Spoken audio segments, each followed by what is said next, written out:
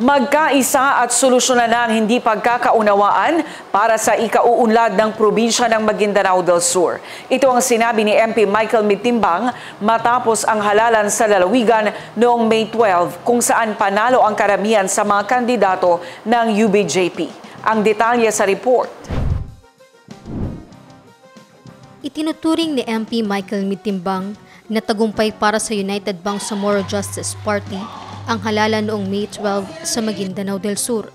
Nalampasan na anya ng UBJP ang mga hamon sa mga nagdaang halalan. Ito ang isa sa mga naging dahilan ayon kay MP Mitimbang ng pagkakapanalo ng karamihan sa kanilang mga kandidato. Dagdag pa anya rito ang pagiging kaalyado ng UBJP sa kasalukuyang administrasyon ng bansa. Aniya, bukas ang kanyang mga kaalyadong kandidato sa probinsya sa isang dialogo para sa pagkakaisa at resolbahin ang hindi pagkakaunawaan para sa ikakaunlad ng lalawigan.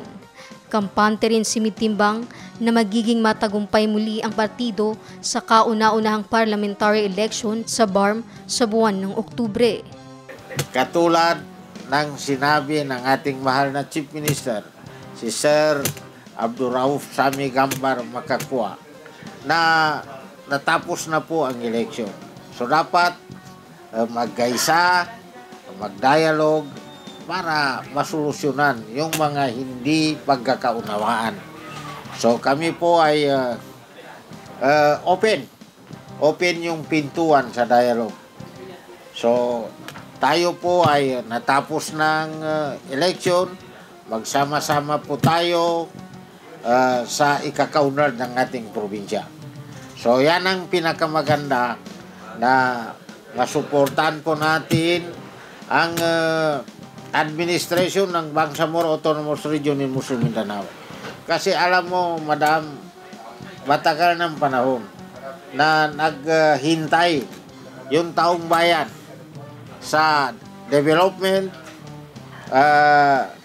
masuportahan yung mga kabuhayan nila. So ngayon, inshallah, dahil ang governor ay kasundo ng BARM, si Honorable Dato' Ali Mitimbang bilang nagwagi ng governor sa Maguindanao del Sur. So lahat po ng programa ng BARM para sa probinsya ay asahan natin na may patupad ng ating mahal na governor Dato' Ali Mitimbang. Joelyn De La Cruz, iMinds, Philippines.